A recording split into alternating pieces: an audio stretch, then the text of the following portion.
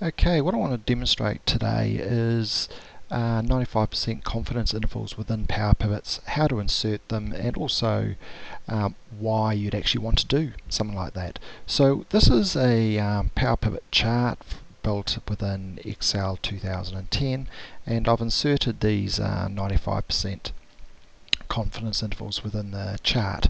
And the reason why I use these is it allows you to determine statistical significance. So it allows you to determine, for example, whether on-site training has a different customers with on-site training have a different average bill total to customers with, say, phone support. And what the Power Pivot allows you to do is, as you drill down into a particular data set, the error bars, the 95% confidence intervals are calculated on the fly. And so, for example, now that we've drilled down to business metro customers, we see that the error bars on these two bars now overlap, and the interpretation of that, or the statistical inference of that, is that because they're overlapping, they're no longer statistically significant. So this is really useful when exploring data to understand trends and patterns. So it allows you to determine how far down into a data set you can actually drill and still get good,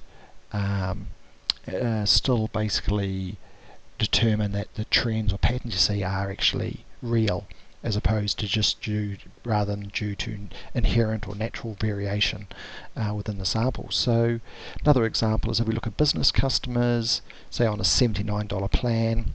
Okay, we're drilling down a very small group of customers. The bars are overlapping, therefore they're not statistically different, the average bill totals for those customers. But if we look at a larger group of customers, such as business customers from 79 to 350, there is no overlap there, therefore we can determine that we can conclude that they are statistically significant. Another thing about this, you can obviously see the numbers by hovering over it, but it's also handy to actually have a data table underneath the